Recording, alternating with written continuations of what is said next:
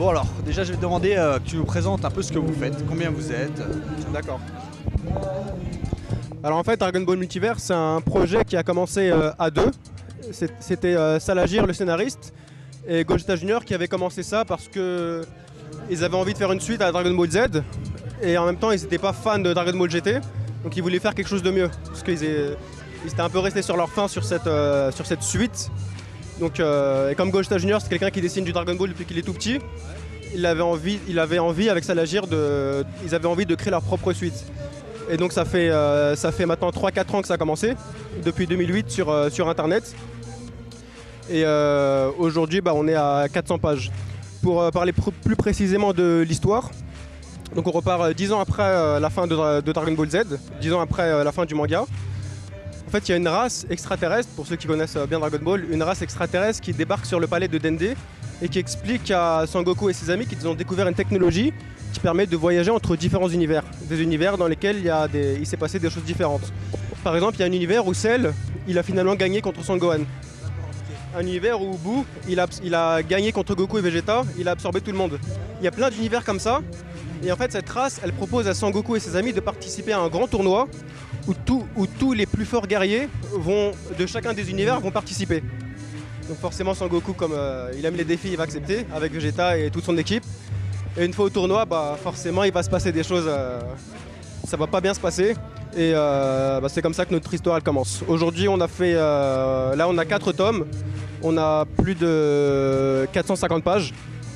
Et voilà, pour ceux qui veulent suivre, ça se passe aussi sur dragonball-multiverse.com, il y a les pages gratuites en ligne. Sinon, on est en festival, ici à la Japan Event ou aux différentes Japan Expo, un peu partout en France. Voilà.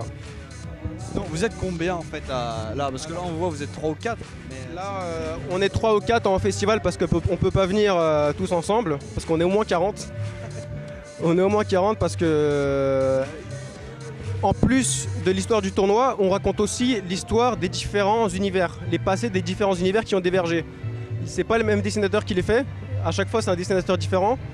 Donc comme il y a plusieurs univers, il y a plusieurs dessinateurs. Mais il y a aussi des traducteurs, parce que ça a intéressé aussi différentes communautés dans le monde, les Italiens, les Espagnols, les Japonais, ce qui fait qu'il y a plein de traducteurs un peu partout, et ils nous ont rejoints dans l'équipe, donc il y a autant de traducteurs que de langues, donc ça fait du monde. Il y a aussi des modérateurs pour modérer le site, le forum, il y a des coloristes, des assistants graphiques, enfin il y a toute une équipe, et aujourd'hui on est entre 40 et 50 au total, ouais. Entre 40 et 50, on fait tout ça bénévolement, par passion, par simple passion pour Dragon Ball. Ouais, c'est bénévole, c'est en festival, et voilà.